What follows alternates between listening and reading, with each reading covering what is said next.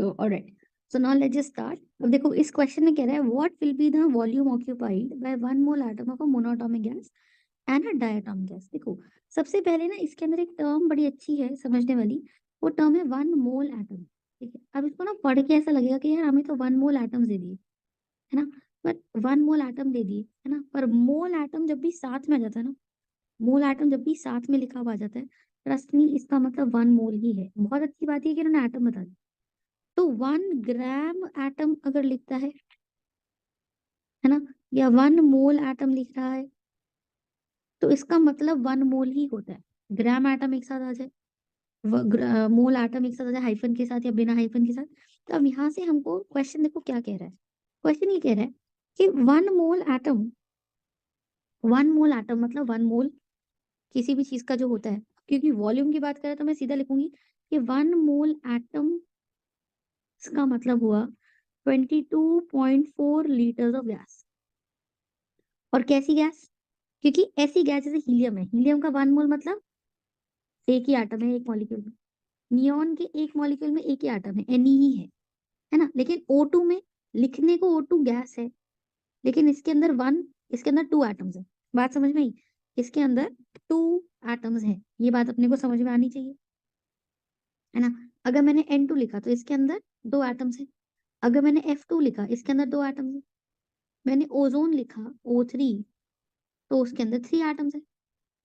तो ये गैस हुई हमारी क्या, O3 हमारी हो गई ट्राई एटॉमिक, है ना।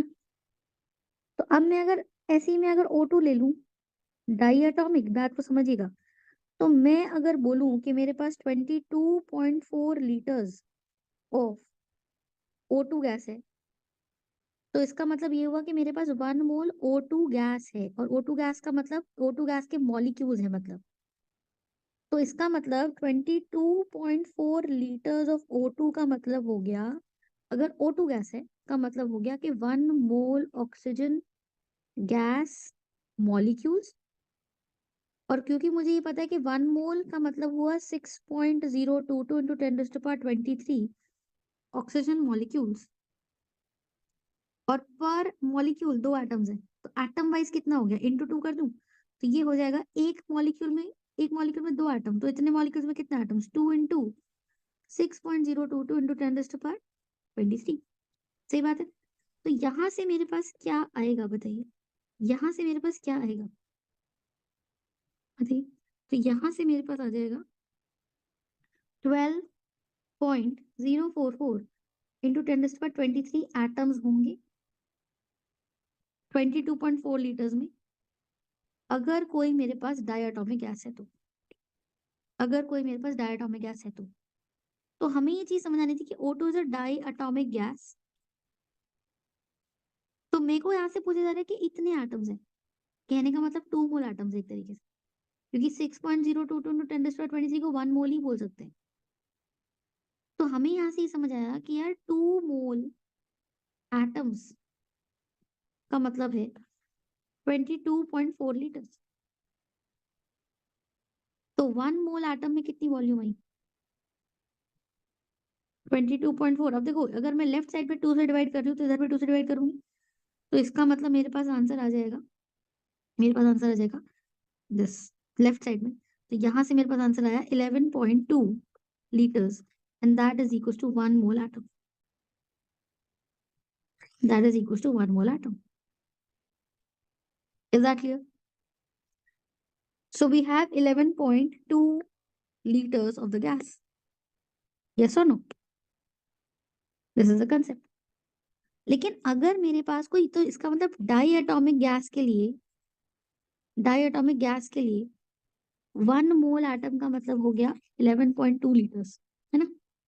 लेकिन अगर कोई मोनो एटॉमिक गैस है, अगर कोई मोनो एटॉमिक गैस है तो उसके अंदर क्या हो रहा है हमें पता है, जैसे नियॉन है, हीलियम है, आर्गन है, क्रिप्टन है, जेनॉन है, ये सब मोनो एटॉमिक गैसेस है। इनके अंदर हम क्या लिखेंगे कि भाई 122.4 लीटर्स गैस, क्या लिखूं, क्योंकि मुझे वॉल्यूम निकालनी है तो मैं लिखूंगी 1 मोल।